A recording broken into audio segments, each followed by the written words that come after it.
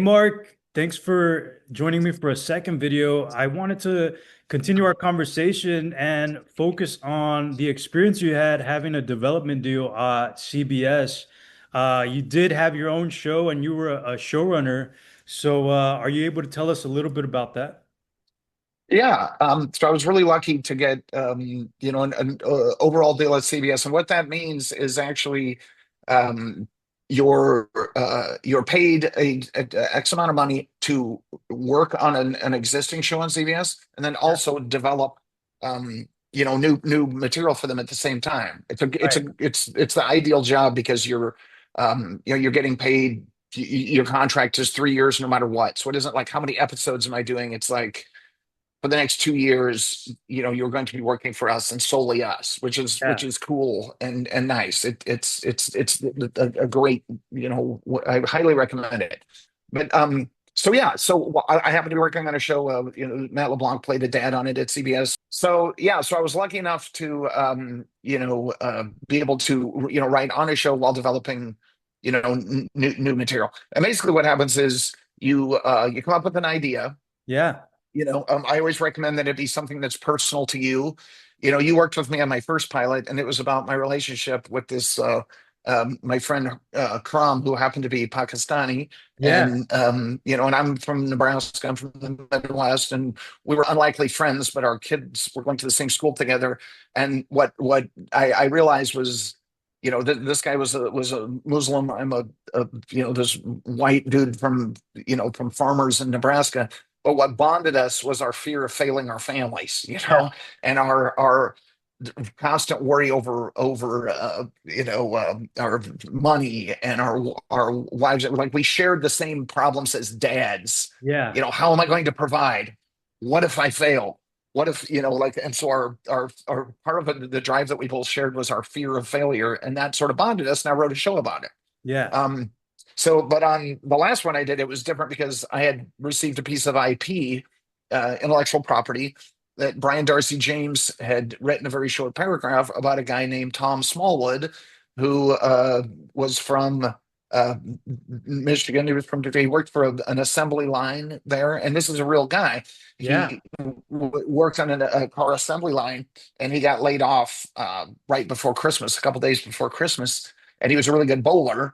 Yeah. And after being, losing his job, he said, I'm going to be a professional bowler. And he had a wife and a daughter. And then this man went on to win the PBA championship his first year, which is crazy. And I was so moved by this story. Again, what was personal to me about it Yeah. was, we talked before, the last time we talked about puzzle pieces. Well, that piece of failing the family, that of providing and needing to succeed, and that helped me here. It ended up helping me here because that was that guy's story. So it was personal to me in that regard. So True. I pitched an idea for that show, and I basically made it more about, I told the story of my wife and I more, and the way that we talk to each other. So I Right. incorporated my relationship with my wife into Tom Smallwood's story. I wrote a script. Um, the studio liked it. They passed it on to the network, is kind of how that works. And then the Yeah. network decides, they get like, basically, 100 scripts, and of those they choose a very few amount to actually shoot, because that's where Right. the money comes in. They're paying $3 million to shoot a pilot. Yeah. That's the hardest hurdle to get over in development. And luckily mine was the one that was chosen during, it was during COVID, and it was the only pilot that they shot that year. So I was really lucky. But I think I told you before, and I hope this is helpful to people watching. My mindset was, I go, okay, they're not picking up any shows right now because the market's dead, and with COVID, who knows, so it was a scary time. And the head of comedy at CBS said, this script needs to be undeniable. It needs to be like, even if we don't have the money, we're going to sell our houses to make this show. Yeah. She's like, that's how, and she was exaggerating, of course, but it was true. And so I was like, okay, that's what I have to do. I just have to write a great, a script that's undeniable, was her word. And so I did my best to do that. And luckily they thought it was, and they shot it. And it went on the air. Ultimately, they ended up putting it, because what happens is they'll shoot pilots and then they'll decide, okay, which of these pilots that we shot, and they'll Yeah. test it, with audiences, and they'll be like, okay, which of these are we going to air? And so that's the last hurdle, is being the pilot that is chosen to actually go on the air. Right. Who did you get to collaborate the most during this process?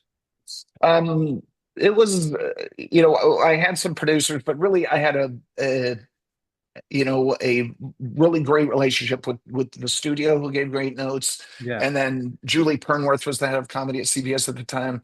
And she was very candid with me about everything, which I found her to be very helpful. Like she was very, she's very no nonsense. Like, here's what needs to, and that helped me. That helps me, is when someone says, here's absolutely what needs to be done. Yeah. And she was very specific, and that helps me in terms of like tone and character, and what the network was looking for the fall schedule. Yeah. Was there any changes or did you have any notes for the pilot? Yeah. It was sort of like, how much for that pilot, it was like, how much of this is going to be showing a guy bowling, and how much of this is going to be showing a guy at home. Yeah. And I looked at it like, this was the approach that I took. I go, this isn't about bowling. The show is not about bowling. This is a Right. love story about a guy and his wife who believed in him and said, let's risk our family's stability for this, for you to fulfill this dream, and that you have. And to me, it was like, I was likened it to Rocky. Rocky Yeah. was not a movie about boxing. Rocky was Right. a love story between Adrian and Rocky, but it was hidden. It was disguised as that. So I kind of thought of it like that. I go, this is seemingly about a guy who wants to be a professional bowler, but really what it's about is a woman who loved her husband so much, and that she said, I want you to have this. Yeah. And that was, to me, was the beauty of the story. Well, what's the first step when it comes to getting ready to film a pilot? Is it getting casting together, or your director, or your support producers? Or what's the next step?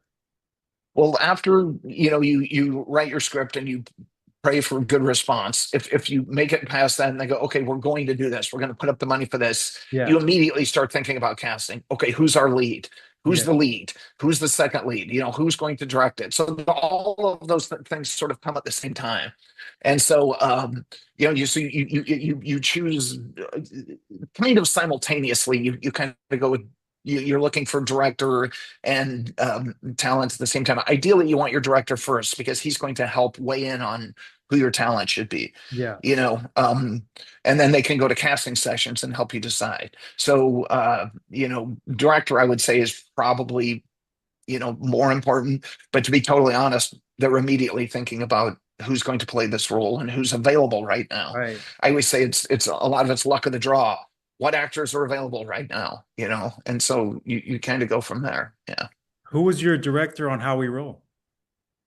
Our role is Mark Sandrowski, Oh, who great. was the director of the Big Bang episodes and all that kind of Yeah. stuff. So the producer really liked him. I love Mark as well. I'm not saying I didn't, but I had this relationship with Jimmy, so I just in my mind thought, Jimmy Burrows will direct this. But as it worked out, they thought, Sandrowski was the right guy for this, and I was like, great, okay. Yeah. You have to, make, and it turned out Mark did a great job, and he, weighed in on casting, and the network really liked Pete Holmes, the comedian Pete Holmes, Yeah. who's fantastic, and so he was available, and he and I had a Zoom like you and I are doing now, and he read the script and he liked it, and we talked about the show, and we talked about, we're both stand-up comics, so we bonded over that. Yeah. And then once we had Pete, we kind of started going, okay, we wanted Jean Smart. Well, she was on Hacks. She wasn't available. So we kept looking. And ultimately we ended up with a great person, Julie White, who was fantastic to play his mother. Yeah. Uh, and then Katie Holmes ended up playing the wife. And she sort of was a surprise, because I had been sent her, but we had this list of people you think are right. Then Katie came in and sort of shoplifted the part, because she Yeah. was so connected to it and her audition was so strong. it was really moving and funny. And so, all the pieces slowly started to fill in like that.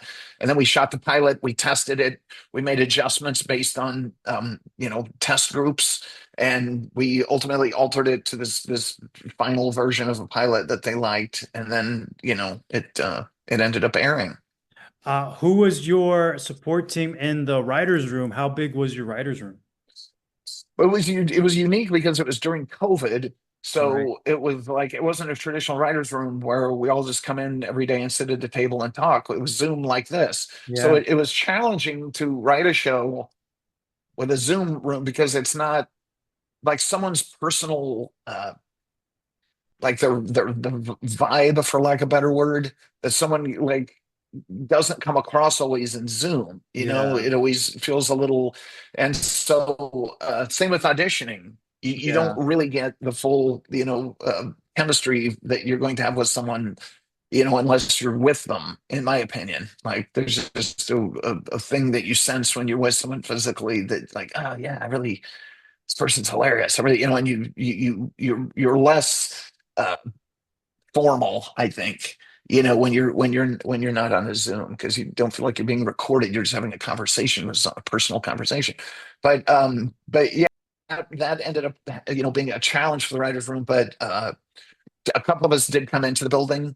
Michael Globerman was fantastic. Susan McMartin was on the show. Tommy Johnigan.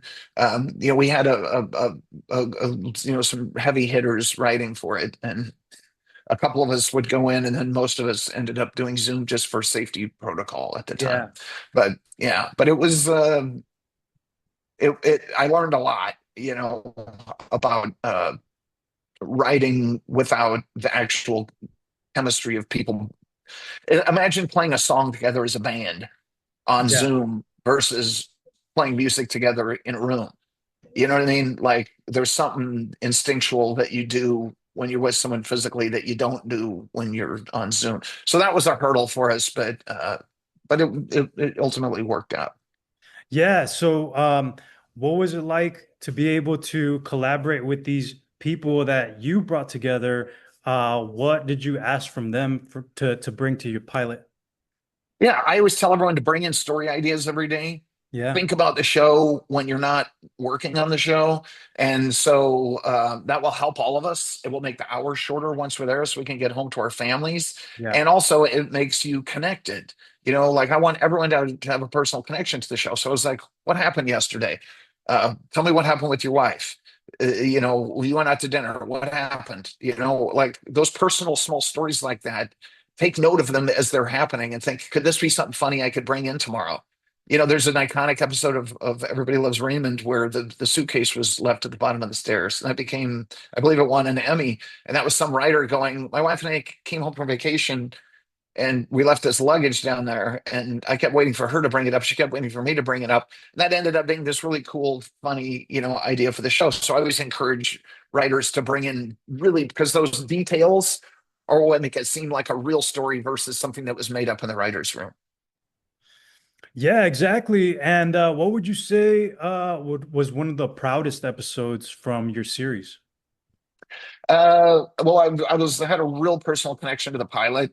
There's a speech that Pete Holmes gave where he comes home. It's where he's deciding. The pilot was about, he just got laid off and he needs to make a decision. What am I going to do for my family? And his son had his passion was he was a tap dancer, which is not a cool thing to do when you're a kid. But I tap danced when I was a kid, and it wasn't cool, but I did it, and and so that I had a personal connection. So this sort of blue collar, guy that works at a factory who wants to bowl, and that's been his dream. And then he realizes I better just take this other job that I have at another factory rather than risk it. And even though that was his lifelong dream, he goes with his wife to see his kid at a dance rehearsal, and then he comes home and his wife and he had already agreed to take the job, and his wife goes in the scene. She was like, Katie said, I don't know if you should, I feel bad about you going back to the factory. And he realized, he goes, it's fine. He goes, I'm not a bowler. He goes, I'm a dad, I'm a father, I'm a husband. That's what I am, Wow, yeah, that's bowling. great. Yeah, yeah. And he was like, that's all I need. He said, I saw my kid take the stage, and it occurred to me, I go, I'm not a bowler. This is what I am. And that was a personal moment for me because I was always a comic my whole life. But then I realized what defines me once I became a dad, I go, what defines me isn't what happens to me outside of the house with my career. What defines me is what I do inside the house as a dad. And so that emotional True. connection helped me tell this story. I go, that's what the story is. It's about a guy that goes, this is the most important job to me. But then in the end, his wife tells him he has to do it. She's like, you have to do this because you have to show your son that you have to go after your dream. That's what a good dad does. And that was ultimately the story for the pilot. Well, for having your own show, what would you say is one of the challenges that you had to face? Um, I think steering the ship in the direction that you know it should go. I think when there's too many cooks in the kitchen and too many people, it's like you get notes from everyone because everyone wants to help shape this. But if you don't keep your show in your tone, in your voice, exactly the way that you see it, it becomes this mixed gumbo of nothing. Like I had a quote I would say, I go, when you try and do everything in your pilot, you end up doing nothing. So go, what is this story about? And that's what I was Yeah, saying. This is about a family. This isn't about bowling. This is about a guy who doesn't want to put his family at risk, but his wife says, putting our family at risk is what will make our family stronger. That's what this is. And I can't let it become anything other than that. Otherwise, it's nothing. It becomes this confusing mixture of notes from all these different people weighing in. So I think what my advice to people is have your vision, and you do that with, I know with your work. You're like, no, no, no, this is the character, this is the yeah, guy, and other people try and weigh in, but you have to, you might be right, you might be wrong, but don't, Jimmy would always say, don't equivocate, stick and then find out if you're right, wrong, and then make adjustments.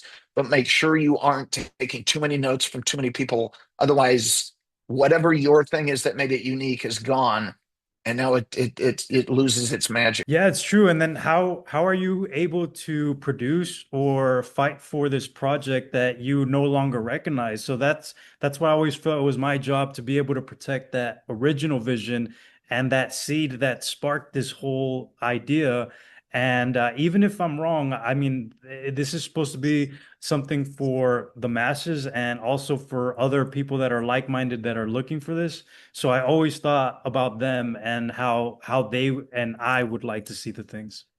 Exactly, that's exactly it. I mean, it's great when you look at great people. Chuck Lorre is great. How did he? One of the characteristics that he has that makes him great is he knows what he wants and he knows what he's looking for, and he protects it. What you just said, like think of your project as your child.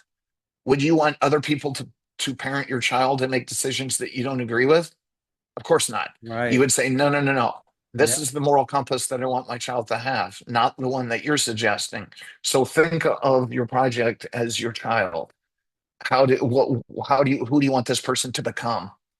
And make sure that other people aren't weighing in and altering that, you know, uh, and so Yeah. that's difficult to do because once you sell a show, you're like, it's not your show anymore. It is your show, but someone else owns it. So they certainly have a right to weigh in. So, it's tricky. And what I always found is, listening and not just not being open to new ideas. Of course, be open to new ideas, but filter out the ones. Sometimes you have to protect people from themselves. They come in and they go, I think, we should introduce a best friend in the pilot. And I go, I agree the guy should have a best friend. But if we introduce the best friend in this pilot, the story becomes about this guy and his family, and then also this friend, and that's confusing. It makes the story, we need to focus on what is this story and not have anything else that splinters it and makes it go in a direction that distracts us from telling the story. I'm sure well, I know because we're friends, you had notes coming in on your lead character of your Western, and you're like, no, that's not, this is what it should be. And you Yeah, have to stay strong to that, true. otherwise you're not giving the public something unique that is your vision. That's what makes it great, Yeah. you know, Well, th those notes actually made me realize that, to always just include that community of people that I respect their work and that I really connect with on a personal level. Like I always included you on any new material. I always made sure that I understood people had different ideas and opinions, but like you said, don't shoot them down right away and see if there's an opportunity to fit them in and not to like the last resort to be able to shoot him down. yeah.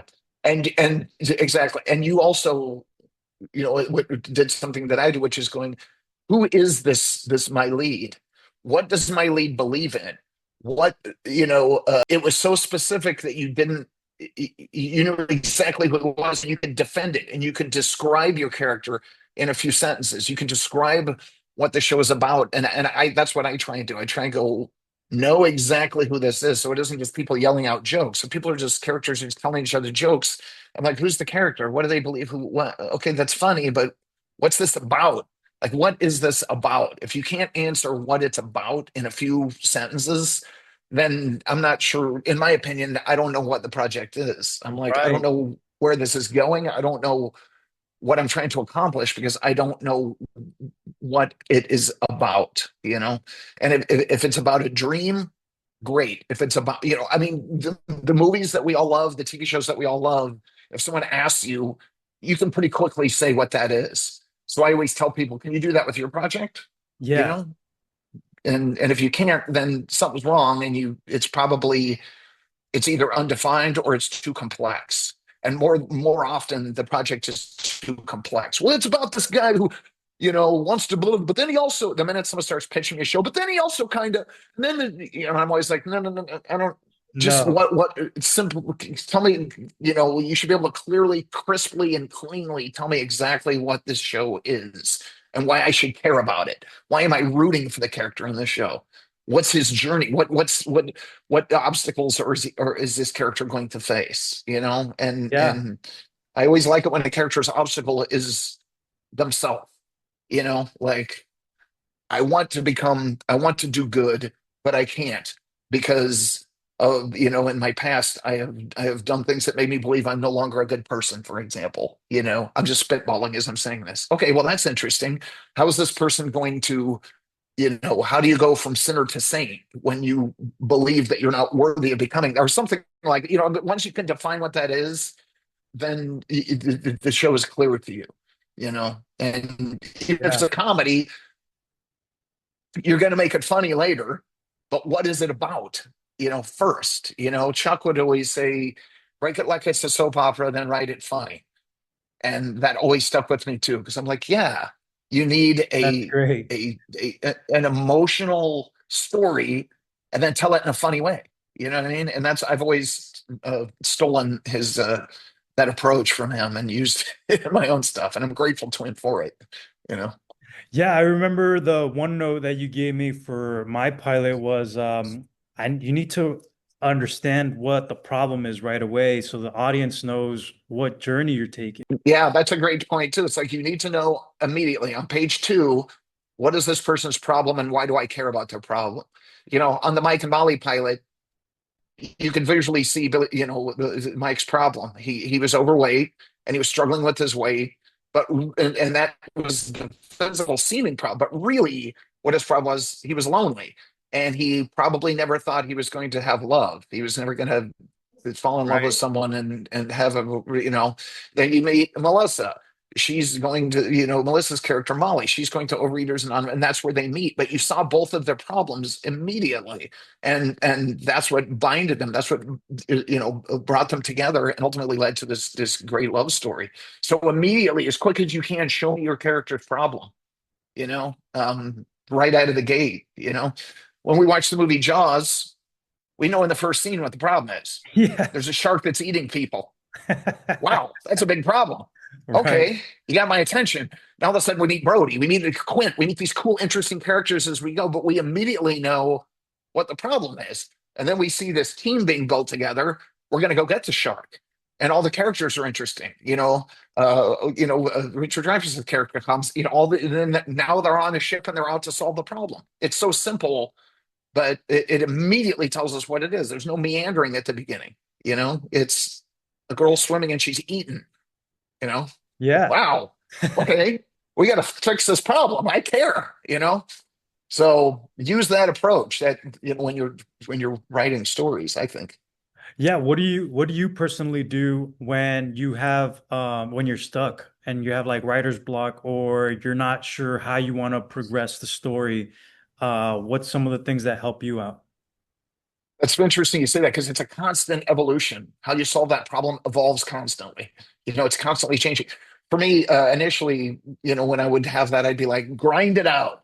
You need to work harder. You need to figure this. Like that's what I would always do. I had this very Midwesty work ethic where I'm like, you're not working hard enough. And then later, now as I've gotten older, I've realized, look, and that did work. Like I ultimately would find a solution by going, completely change your approach, change the way you're looking at it. Instead of showing, uh, your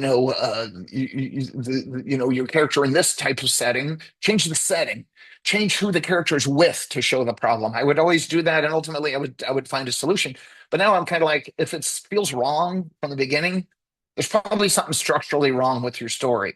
So That's true. completely clean your slate and start all over. Who's my character? And what is the problem? There's the project I'm working on that I'm get into now that you're very familiar with because I've talked to you about it the whole time. I go, what is this guy's problem? The problem is this character. It's a new project that I'm getting ready to take out. Yeah. The person's disillusioned. This person had this belief. This guy believed he was an attorney, and he was like, "I'm going to make the world a better place." And all of a sudden, he realized it's crooked, it's corrupt. So he becomes disillusioned, but he still wants to be the person that he was when he was younger. That's my character, that's my story. Okay, how do you show someone who's disillusioned immediately, and how do you see the problem in a funny way? And ultimately, like I knew this show, I had this show, and I said to myself, can you become the person that you always wanted to be, given the person that you've become? Because we bring baggage with us through life, and Right. we're like, and we become, our hearts get broken, we become untrusting.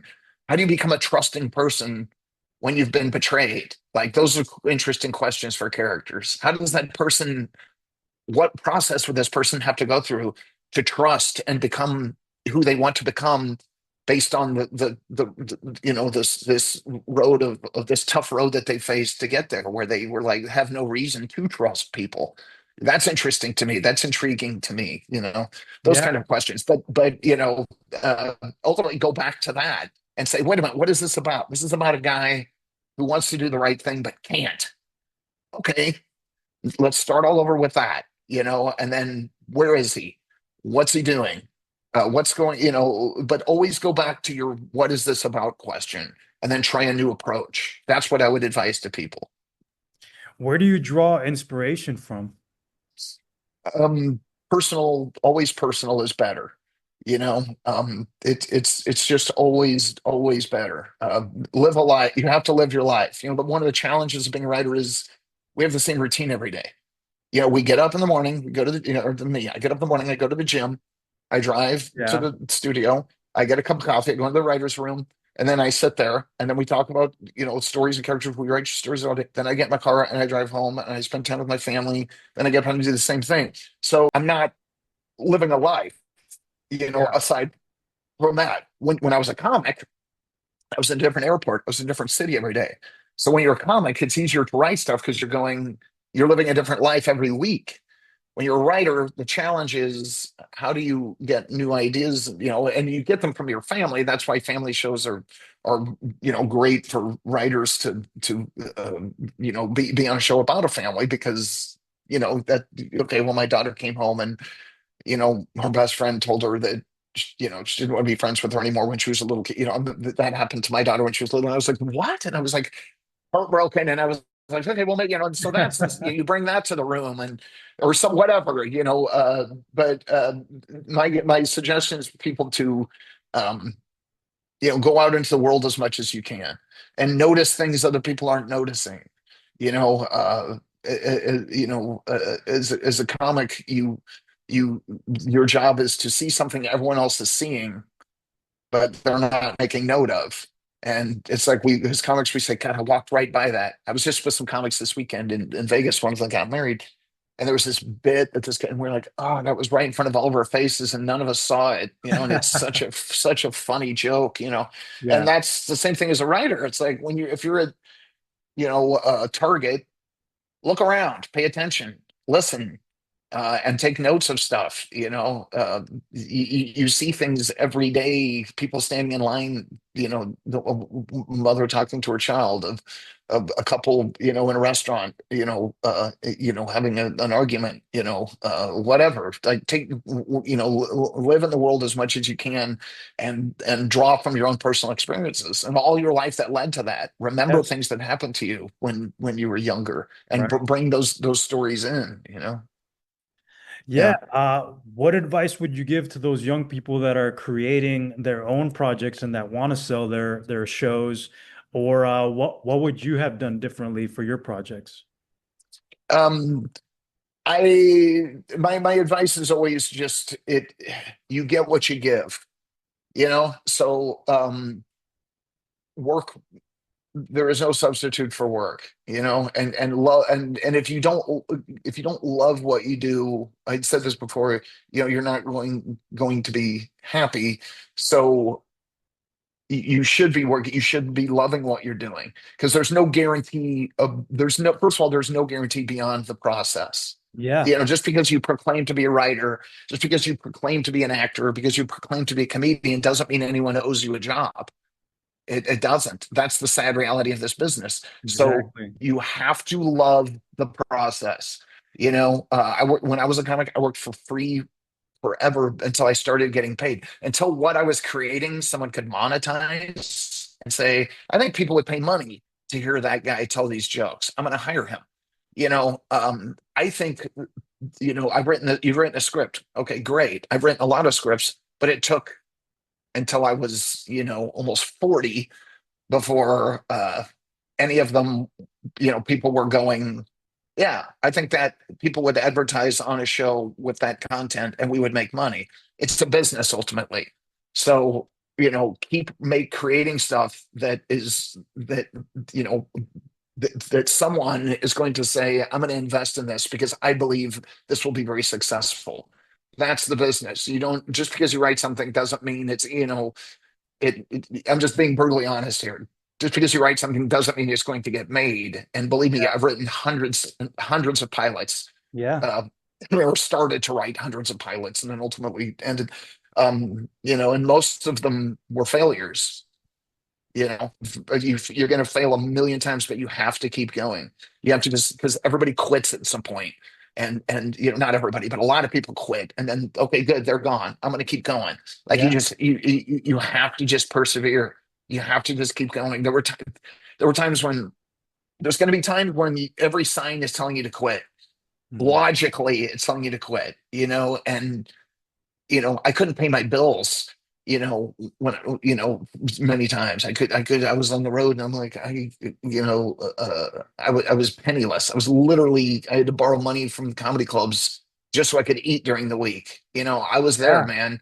And I but saw all my friends buying houses and getting married. And I was like, wow, what am I doing? Why am I continuing to try to do this?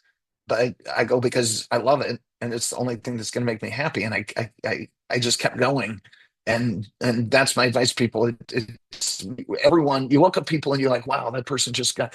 They all had hard roads. Everybody had these moments, Yes. of Yeah, of course. of hardship where you want to quit, but just don't. Like things just don't keep going. Keep going, work harder, find you haven't found the right thing yet, but it's there. You just got to keep looking for it, you know? Yeah, and also like all the hard work and the quality that you put into your own projects, it shows and it translates to those readers and those viewers to be able to give that also that feedback and to be able to connect with what you're trying to say. So I always try to just give it my all and to like really inject like myself into everything I do. Yeah. Well, you and I will talk sometimes, and you'll be like, I was up till 4 in the morning because I couldn't stop. I just couldn't stop. And Yeah, I had nights like that exactly. where I'm just going, and when it's coming and it's flowing like that, you just got to keep going because you're going, this is good, this is good, this is good stuff. But Right. yeah, and it's fun when it's like that. But it doesn't come right away. So to your writer's block question Oh, earlier, um, wipe it clean and start over. If yeah. you're grinding too hard, stop, take a minute, go, what is this about? What story am I trying to tell? What am I, instead of saying, how does it look? How's this project going to look? Say, what is this project about? Right. And keep trying, and maybe that isn't Yes. the right project. If you're not selling it, okay, take something that you learned from that project and start a new one. And I promise you, they will all get better and better and better each time until ultimately you have something that's great and that people will want. I believe that to be true. Yeah, I agree, man. And I just wanted to say I appreciate all your advice and your mentorship too, because I've definitely been able to move forward with my projects just to be able to have somebody like you at my corner and to be able to push it forward with me. So thank you.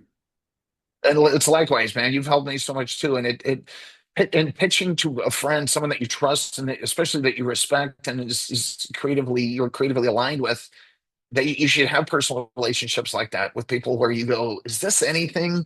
And that person gives constructive criticism. Like, yeah, I think it is, but have you tried this? Have you tried, yeah, yeah, like you need that kind of relationship with someone, that honest sort of creative relationship, someone is really helpful. So that's another thing I would suggest is people have, friends in a relationship like, like we have and like you have with other people and I have with other people. I